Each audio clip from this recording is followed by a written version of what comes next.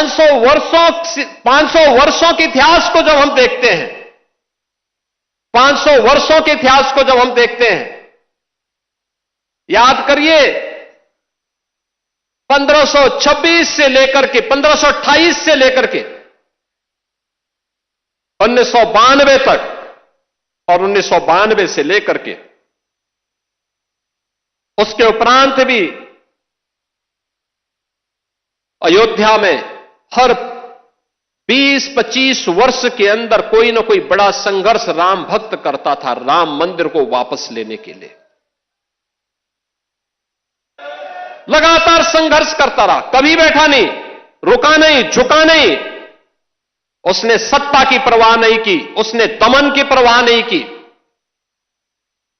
उसने गोलियों और लाठियों की परवाह नहीं की। वो लड़ता रहा और उस संघर्ष का परिणाम हमारे सामने था।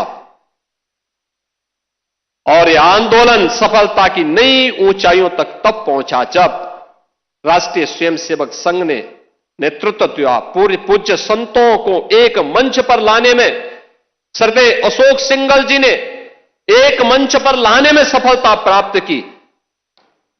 एकदम गुलामी का कलंक मिटा और भव्य राम मंदिर का मार्ग प्रशस्त होता हुआ दिखाई दिया। बहनों और भाइयों, आज उसी प्राण प्रतिष्ठा के 2 वर्ष पूर्ण होने के उपलक्ष्य में आज का यह समारोह यहां पर आयोजित हो रहा है। अयोध्या की इस दिव्यता को, इस भव्यता को अनंत काल तक बनाए रखने के लिए हम सबको, हर सनातन धर्मावलंबी को आगे बढ़ना पड़ेगा। एक साथ अपने जीवन का हिस्सा इसको बनाना पड़ेगा। ये यात्रा की विराम नहीं,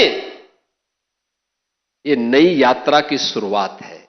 विरासत पर गौरव की अनुभूति करते हुए विकास के नित नए प्रतिमान को स्थापित करना, और इसी के लिए प्रधानमंत्री जी ने हर भारतवासियों के सामने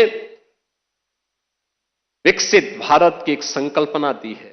यह देश जब आजादी के 100 वर्ष पूरा करेगा, हर भारतवासी के सामने एक संकल्प होना चाहिए, और वो संकल्प होना चाहिए कि हमें अपनी विरासत का संरक्षण करते हुए अपने स्तर पर जिस क्षेत्र में हम हैं, जिस फील्ड में हम काम कर रहे हैं, वहां उत्कृष्टतम कार्य करके दिखाना है। अपने देश के लिए, सनातन धर्म की ध्वजा पताका को ऊपर उठाने के लिए हम सबको मिलकर के सामूहिक प्रयास को आगे बढ़ाना पड़ेगा, और यही प्रयास भारत को दुनिया की एक बड़ी ताकत के रूप में स्थापित करेगा।